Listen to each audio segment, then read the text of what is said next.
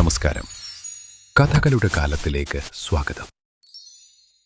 ഇന്നത്തെ എപ്പിസോഡിൽ ബാംഗ്ലൂർ മലയാളികൾക്ക് പോകാൻ അനുയോജ്യമായ ഒരു അമ്പലം പരിചയപ്പെടാം. ബംഗളൂരുവിൽ നിന്ന് 1.5 മണിക്കൂർ യാത്ര ചെയ്താൽ നിങ്ങൾ മന്ദരഗിരിയുടെ ചുവട്ടിലെത്തും. പ്രാദേശികമായി ബസതി ബെറ്റ് എന്നറിയപ്പെടുന്ന ഈ കൂറ്റൻ ഏകശിലാക്കുന്ന് നൂറ്റാണ്ടുകളായി തുമകൂരുവിലെ ഗ്രാമക്കാഴ്ചകളെ നിശബ്ദമായി നോക്കി നിൽക്കുന്നതുപോലെ തോന്നും.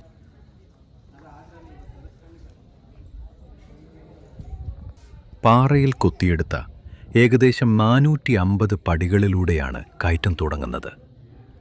കൈവരികളുള്ള ഈ പടികൾ ഒരു കുടുംബയാത്രയ്ക്ക് അനുയോജ്യമായ രീതിയിൽ ലളിതമാണെങ്കിലും ഒരു ചെറിയ സാഹസികതയുടെ അനുഭവം കൂടി നൽകുന്നുണ്ട്.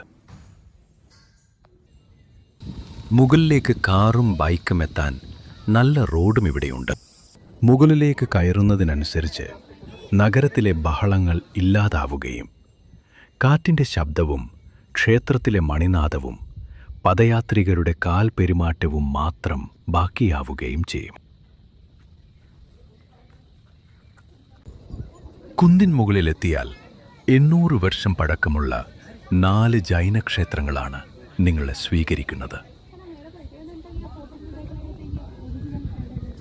ചരിത്രപ്രസിദ്ധമായ ശിലാമതിലുകളാൽ ചുറ്റപ്പെട്ട ഈ സമുച്ചയത്തിൻ്റെ കവാടത്തിൽ തീർത്ഥങ്കരന്മാരുടെ ചിത്രങ്ങൾ കാണാം. ചന്ദ്രപ്രഭ, പാർശ്വനാഥ് തുടങ്ങിയവർക്കായി സമർപ്പിച്ചിരിക്കുന്ന ഈ ശാന്തമായ ഇടം പ്രശസ്തമായ ഒരു ജൈന തീർത്ഥാടന കേന്ദ്രമാണെങ്കിലും തിരക്കുകളിൽ നിന്ന് ഒഴിഞ്ഞു നിൽക്കുന്ന അനുഭൂതിയാണ് നൽകുന്നത്.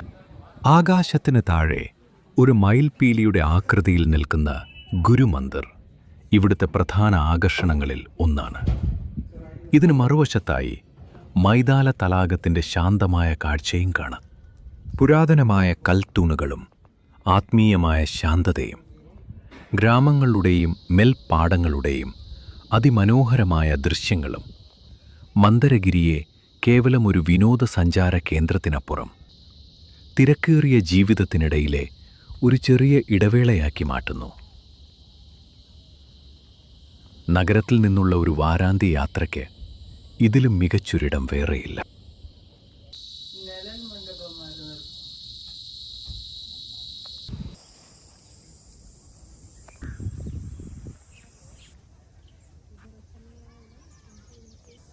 ഈ എപ്പിസോഡ് ഇഷ്ടപ്പെട്ടെങ്കിൽ ഫോളോ ചെയ്യാൻ മറക്കരുത്.